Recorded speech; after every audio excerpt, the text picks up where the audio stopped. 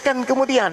Seperti misalnya Yesus, Yesua berubah menjadi Yesus, Theos, ya, berubah kemudian menjadi God, God berubah menjadi Allah dan seterusnya. Kenapa? Karena mereka harus meninggalkan cangkang itu, menggunakan kemudian lapisan-lapisan luar dari agama lain. Tidak bisa tidak. Jadi dengan kata lain, perjanjian baru ini ditutupi dengan perjanjian lama. Terjemahan di Indonesia ditutupi dengan istilah-istilah Al-Quran. Jadi memang mau tidak mau, teman-teman kita ini harus paham betul bahwa mempertahankan perjanjian lama dalam bentuk original teks berarti mempertahankan kitabnya orang Yahudi. Mempertahankan perjanjian baru dengan original teks berarti mempertahankan ajaran Helenisme. Jadi ya, Oke, selamat siang Bang Zuma. ya siang, mau tidak mau mereka harus menggunakan istilah-istilah Islam supaya kelihatan seperti agama nabi-nabi. Demikian.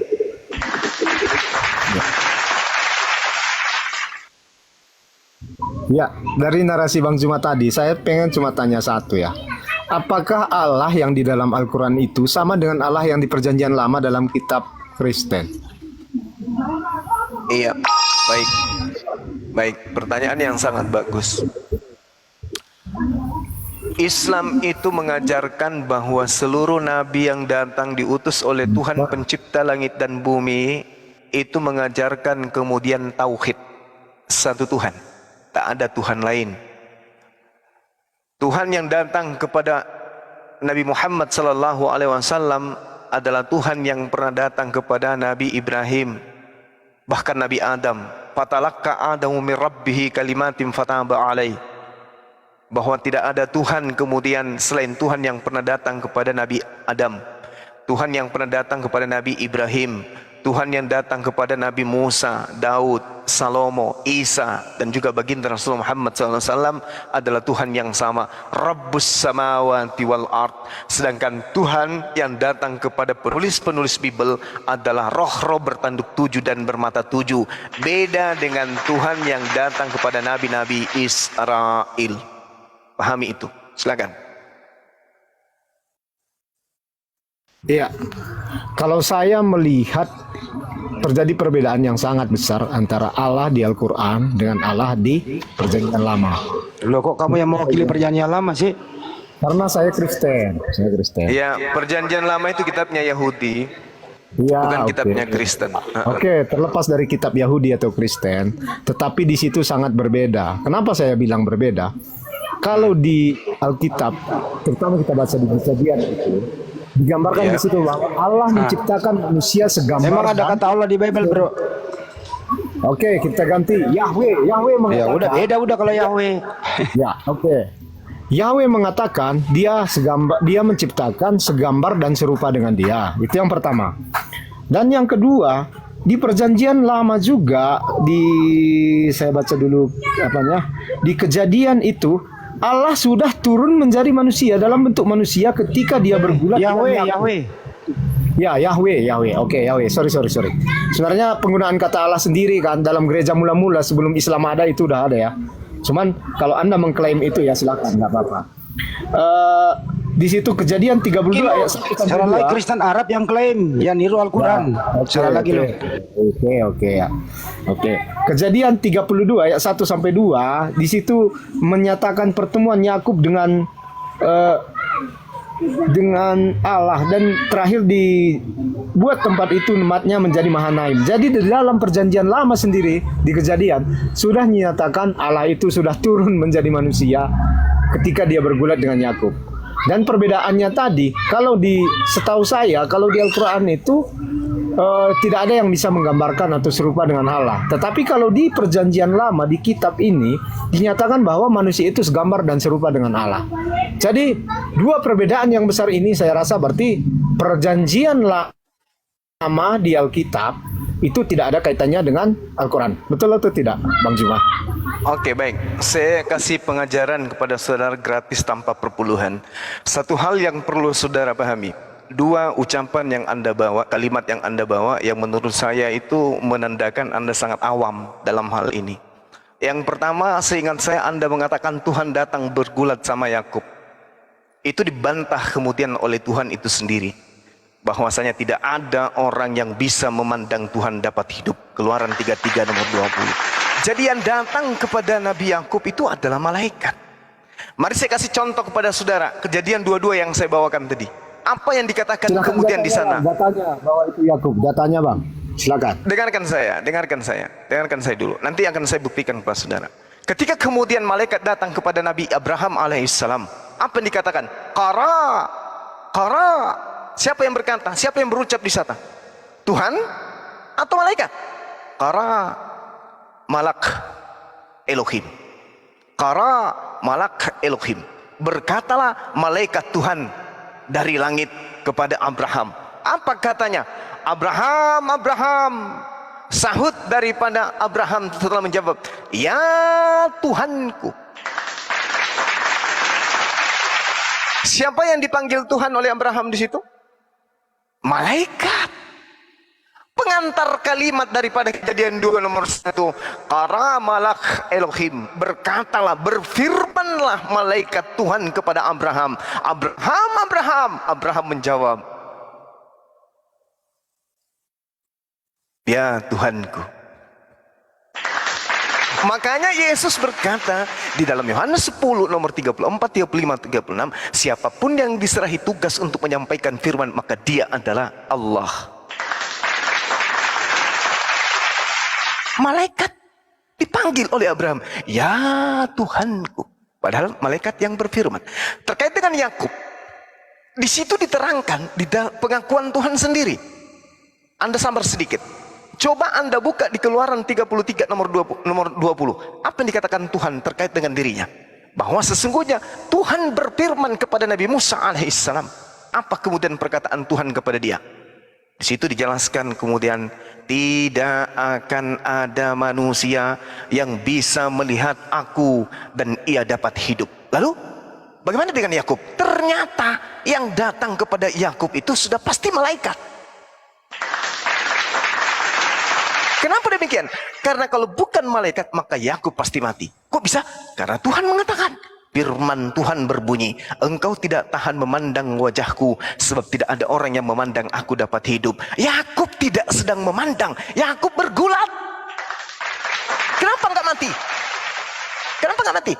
Karena yang datang kemudian kepada Yakub sudah pasti bukan Tuhan, tetapi utusan Tuhan berupa malaikat. Gak bisa, Bung. Anda mau kemana? Tidak akan pernah. Kalau Anda berkata kemudian, kenapa Tuhannya umat Islam dan Tuhannya umat Yahudi itu tidak sama? Kata siapa? Anda baca di dalam Kejadian 17 nomor 7.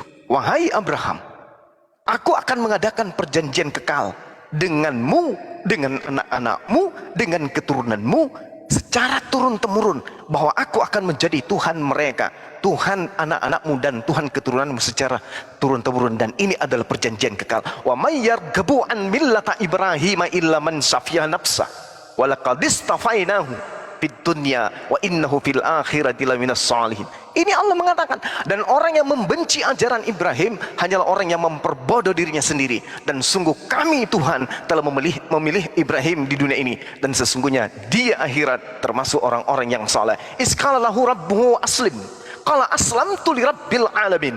Ingatlah ketika Tuhan berfirman kepada Abraham, berserah dirilah. Lalu kemudian Nabi Ibrahim menjawab, aku berserah diri kepada Tuhan seluruh alam, Rabbus samawati wal ardh. Dan siapa dia? Wa wasabiha Ibrahimu banihi wa Yaqub ya baniya innallaha astafa lakumuddin fala tamutunna illa wa antum muslimun. Nabi Ibrahim alaihissalam dan anak-anaknya, bahkan Nabi Yakub alaihissalam pun mengatakan, wahai anak-anakku, sesungguhnya Allah telah memilih jalan ini untukmu, maka janganlah kau mati kecuali dalam keadaan Islam, Muslim.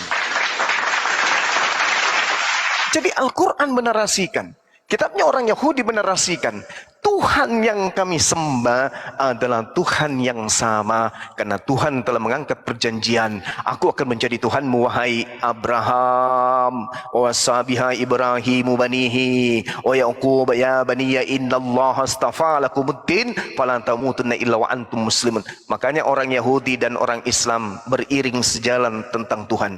Mereka tidak pernah ribut tentang ketuhanan. Kenapa? Karena orang Yahudi sadar orang Arab adalah saudara mereka, menyembah kepada kepada Tuhan yang sama. Inilah yang kami sebut Rabbus samawati wal ard, subhanahu wa ta'ala, pencipta langit dan bumi yang maha suci lagi maha tinggi. Sedangkan Kristen penumpang gelap yang berasal dari tanah Romawi Yunani, yang mengambil kitab dari nabi-nabi kami, diterjemahkan dalam bentuk Septuaginta, lalu kemudian diterjemahkan ke dalam bahasa Indonesia di negara ini. Meskipun terjemahan yang sangat-sangat syarat banyak kesalahan, yang tadinya gemuk dibinasakan malah diubah terjemahan pembinasaan itu dirubah menjadi sesuatu terjemahan yang sangat keliru, yaitu kulindungi, padahal kata asmir dan kata asmit itu adalah berbeda. Kubinasakan dan kulindungi adalah dua kata yang sangat bertolak belakang. Ini yang dianut oleh kitab terjemahan.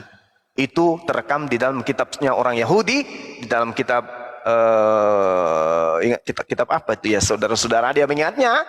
Aku lupa saudara. Yeskil 34 nomor 16 ketika dikatakan ini, yang hilang akan kucari, yang sesat akan kubuang pulang, yang luka akan kubalut, yang sakit akan kukuatkan, serta yang gemuk dan yang kuat akan kubinasakan. Pak, bom-bom gemuk akan dibinasakan. Tetapi di terjemahan kitab saudara dirubah menjadi akan kulindungi. Inilah bukti bahwa kitab saudara bukan firman Tuhan.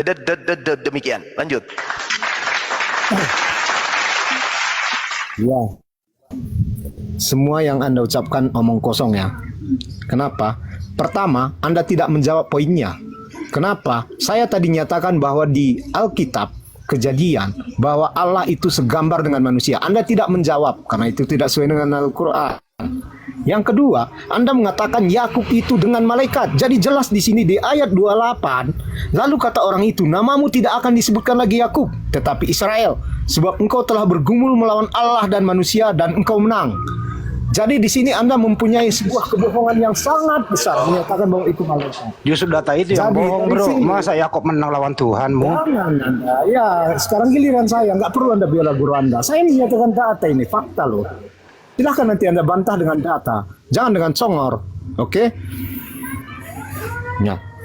Di sini jelas disebutkan bahwa itu adalah Allah, bukan malaikat seperti yang Anda sebutkan. Jadi, Bukan Allah, Yahweh. Ya oke, Yahweh. Oke, sorry. Yahweh. Di sini jelas bahwa ini adalah Yahweh. Jadi Anda tadi mengatakan malaikat. Jadi jelas itu sangat omong kosong sekali ya. Jadi saya nampak dari sini, dari penjelasan panjang yang Anda lakukan, yang saya tarik poinnya tidak dapat. Mungkin bagi sebagian orang yang menonton ini merasa bahwa apa yang Anda jelaskan itu sangat layak. Tetapi di sini faktanya bahwa di ayat 28 diterangkan bahwa dia bergulat dengan Allah. Di situ jelas. Jadi siapa yang harus saya percayai? Alkitab ini atau Anda?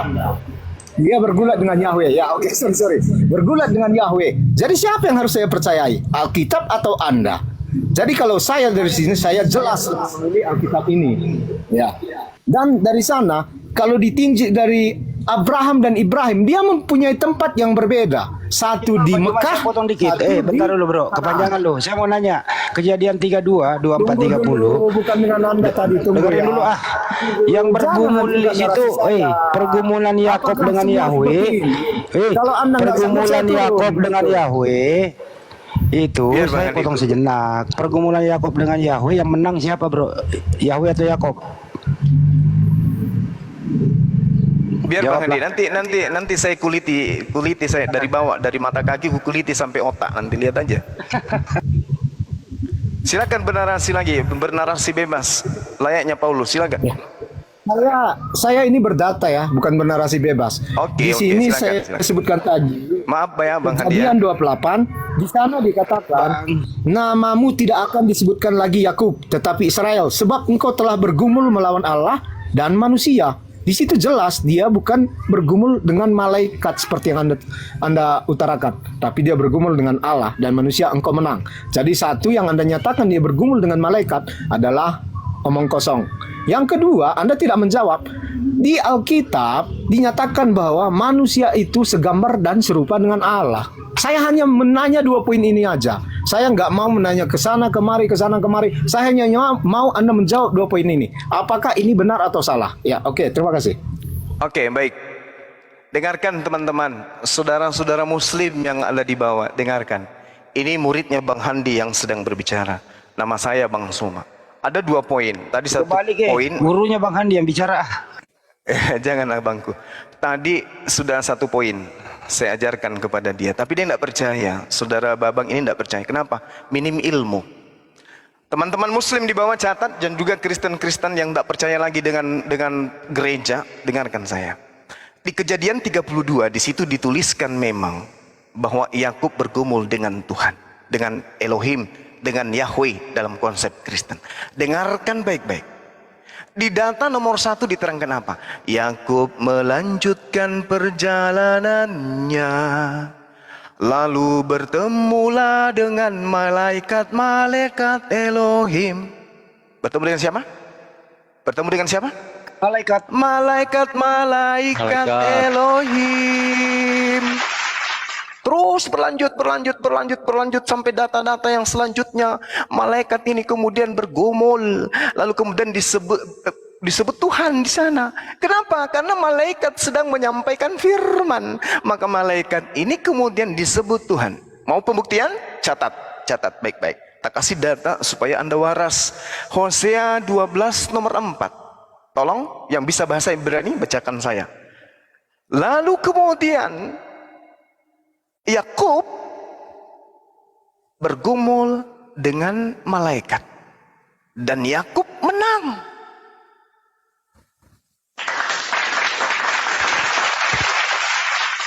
Ada yang salah dari pernyataan saya? Hosea 12 nomor 4. Yakub bergumul dengan malaikat dan Yakub menang. Yakub menangis dan memohon belas kasihan kepadanya di Betel. Ia bertemu dengan dia dan di sana dia berfirman kepadanya. Siapa ini? Malaikat Tuhan yang berjumpa dengannya. Itu yang satu ya. Anda harus belajar ya. Yang kedua, ketika Anda mengatakan bahwa Tuhan serupa dengan Adam, berarti Tuhan punya anus, Tuhan punya lambung, Tuhan punya limpah, Tuhan punya usus, Tuhan punya gigi. Anda mentafsirkan kitab agama lain seenak perut agama Romawi Vatikan. Sedangkan Tuhan bertanya di dalam kitabnya orang Yahudi, hendak dengan siapa engkau menyamakan aku? Hendak dengan siapa engkau membandingkan aku? Hendak dengan siapa engkau mengumpamakan aku sehingga kami sama? Tuhan mengatakan apa? Tidak ada yang sama dengan aku, baik di bumi maupun di langit. Yeremia 10 nomor 6. 2 Samuel 7 nomor 22.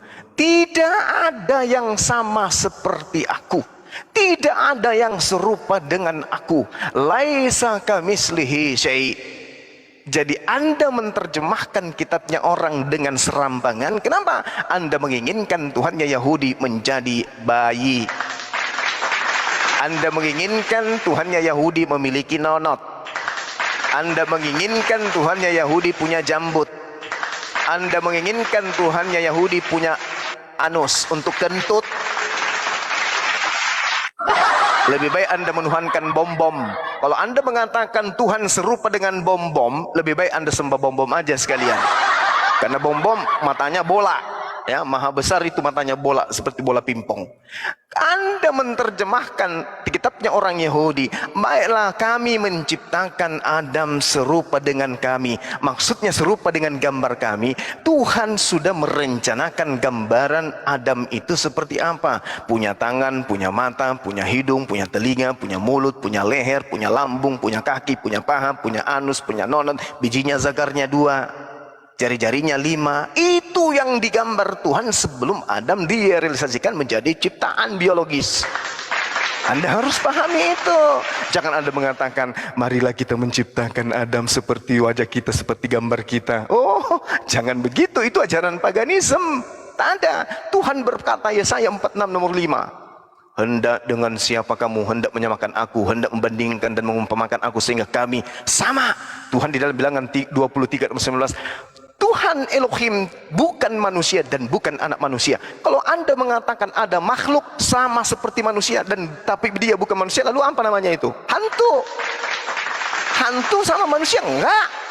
Apalagi sapi enggak sama dengan manusia. Tuhan mengatakan, aku bukan manusia dan bukan anak manusia. Itu jelas. Hosea 11 nomor 9 juga mengatakan demikian.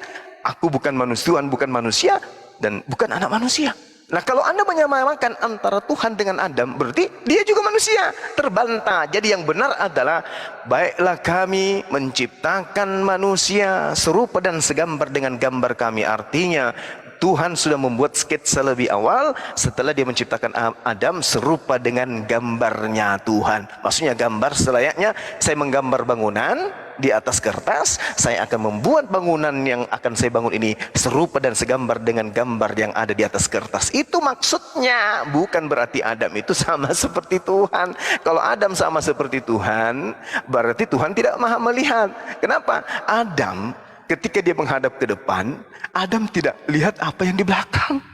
Kalau yang di belakang batok kepalanya aja deh Adam tidak lihat, bagaimana mau Tuhan itu maha melihat? Anda belajar lagi, Anda belajar. Atau panggil Pak Bom Bom di sini biar ku terapi sekalian. Silakan Anda tanggapi. 2 poin Anda hancur berantakan ya. Jadi bukan Tuhan yang berdialog dan bergulat dengan Yakub, tapi malaikat. Itu dalilnya jelas ada. Silakan. Tetap Anda mengeyel ya, tetap Anda melakukan omong-omong kosong. Kenapa saya bilang begitu? Karena di dalam Kejadian 28 tadi jelas di situ tertulis Yakub bergulat dengan Allah. Jadi Anda mau mendiadakan ayat itu. Anda mau menyatakan ayat itu bohong, begitu. Jadi kenapa saya bilang omong kosong semua? Anda menyatakan bahwa Alkitab itu nanti Anda tanya bahwa Allah punya anus, punya tangan, bukan ke situ, bukan ke situ.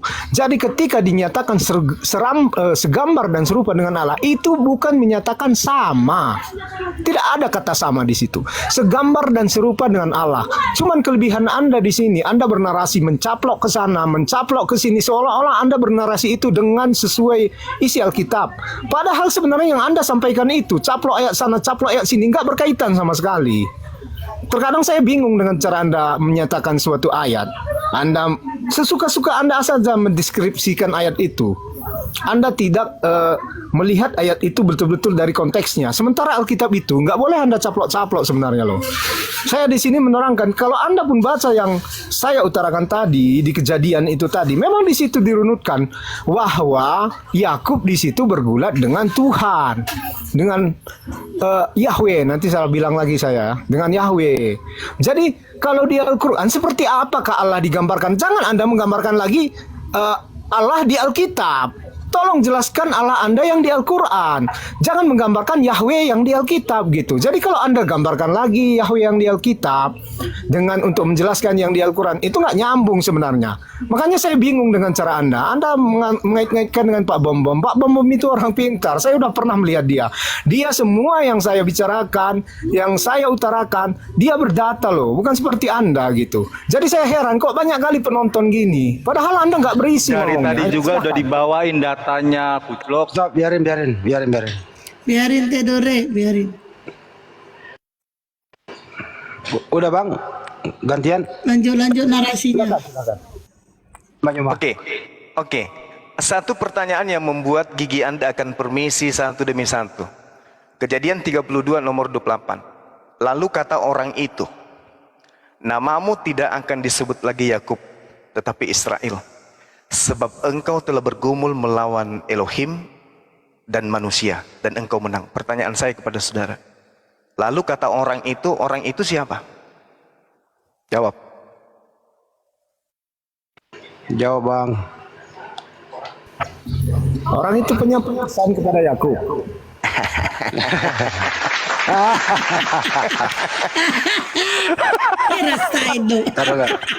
Orang itu. Jadi Orang itu menyebut Yakub ya Bang Yoma. Siapa orang itu ya Bang Yoma ya?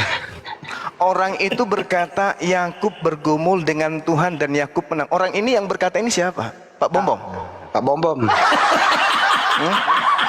Sedangkan jelas sekali yang datang kepada Yakub itu adalah para malaikat.